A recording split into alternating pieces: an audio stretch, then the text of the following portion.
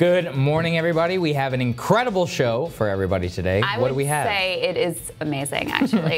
So we have Nina Turner, national co-chair of Bernie Sanders' campaign. Be great to get an update from her. We also have the maker of that viral Sanders video going after the media that you all have been sending to us. We're going to talk to him live in studio.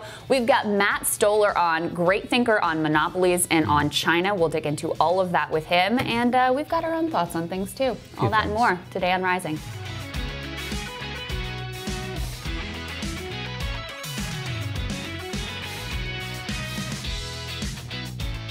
Saagar, what are you looking at? Well, by now I'm sure that you've seen the news that the Chinese government is very upset at the Houston Rockets general manager Daryl Morey for tweeting support for Hong Kong protesters. So much so that they're banning the streaming of the Rockets and forcing Chinese companies to back out of lucrative advertising and merchandising deals. This is straight out of China's economic warfare playbook, and the real problem is that it almost appeared to work. The owner of the Houston Rockets quickly distanced himself from the tweet. The NBA itself put out a statement basically calling Morey's expression of support for Hong Kong protesters regrettable and urging reconciliation with its fans in China. It was a bootlicking attempt by the Houston Rockets and the league to beg for Chinese cash. And the reason I want to highlight it for you all today is because it's a story of how corporations and much of the billionaire class that it created sold us all out a very long time ago, and the magnitude of the problem that we face today. This statement created so much backlash, they issued a new one this morning to make their stance, quote, more clear. Sticking with the NBA, look at this disgraceful statement by Brooklyn Nets owner Joe Tsai. It makes a lot more sense when you see that Tsai is the executive chairman of Alibaba Group, one of the largest corporations in China. Even Rockets players got in on the action. Star athlete James Harden apologized for the tweet of his general manager. Why? Well, a quick Google search tells me he signed a gigantic endorsement deal with Adidas and has been on tour in China for many years in a row promoting his products. These people don't give a damn about the United States. They care more about making money. The NBA is just the tip of the iceberg.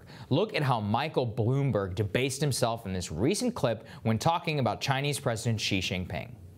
Xi Jinping is not a dictator. He has to satisfy his constituents or he's not going to survive. He's not a dictator?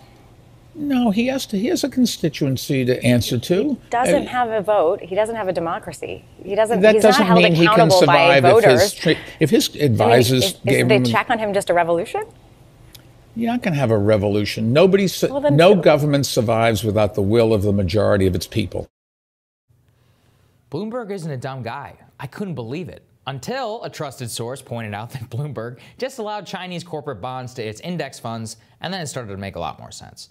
How did we get to a place where our biggest stars and our richest citizens don't care about us? It's a bipartisan tale that actually starts in the 1980s, when American corporations saw the rise of a relatively stable China after years of turmoil. China promised American corporations a cheaper place to make their products so they don't have to pay pesky American citizens. These corporations use their power in the White House, in Congress, and in the media to push a central narrative that opening China up to economic investment from the West would make our two economies intertwined and therefore would make them a more democratic society. At the same time, American consumers get cheaper goods from China, so it's a win-win for everybody, right? Wrong. Instead, what happened is that the industrial Midwest, well, rapidly industrialized, the Chinese middle class grew faster than anyone expected, and a once provincial backwater became America's largest competitor on the global stage. The entire time, while you were suffering from these policies, every think tank scholar and politician on both sides of the aisle told you over and over again that you were better off because goods were cheaper. I guess they're right. Our populace is literally poisoning itself with drugs. People are killing themselves at historically higher rates. Wealth inequality is worse than it's ever been. And meanwhile, Wall Street, Hollywood, and the NBA, nearly every other part of the commanding heights of American culture, has been infested with Chinese cash. Why is that a bad thing? Well, because now the people who control our banks, who control what we see, what we laugh at, who we watch play sports, are beholden to some very bad people in Beijing. And Beijing isn't shy about using its economic entanglements with the U.S. to try and force American citizens to behave however they want us to behave, as evidenced by this NBA scandal. In this vein, people were puzzled when they saw that the iconic Top Gun leather jacket was changed for Tom Cruise in the new sequel. Until that is, they all noticed that the movie was being financed by Tencent Pictures, which is owned by Tencent, which is a massive Chinese state-controlled media conglomerate.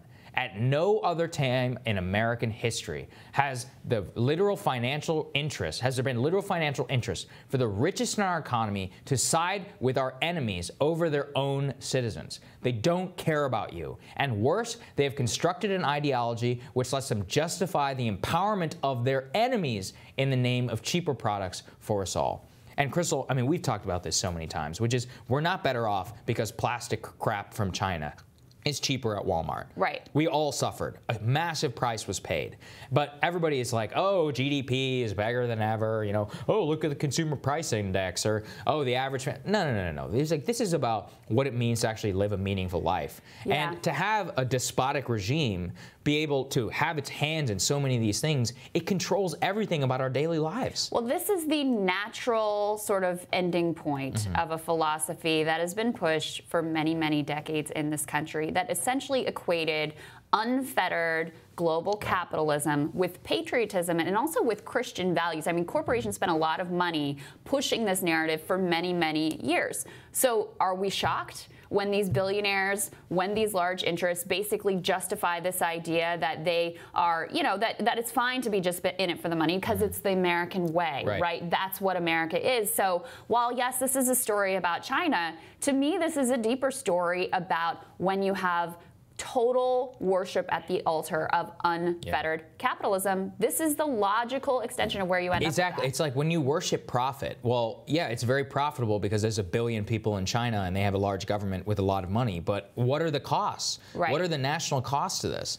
And it's just disgraceful that we've allowed, our government has basically allowed this to happen for 30 years plus. And it's only now when their hands are in everything. I mean, the Mr. Rogers movie is being financed by Tencent Pictures. Well, and you know, I mean, this thing with the NBA is so interesting because it played out so publicly. Exactly. This is happening behind the scenes all the time, especially with our government. They go to do anything that is, you know, in the interest of the American people, push back on China, push back on, you know, making sure we have our own middle class.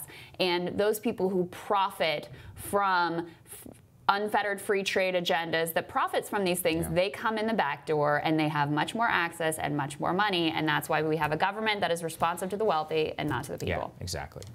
Next up on Rising, Bernie Sanders' national campaign co-chair Nina Turner recently tweeted that they will win the race by the might of grassroots. She describes where the campaign goes after their huge fundraising haul and how Senator Sanders is recovering when Rising continues.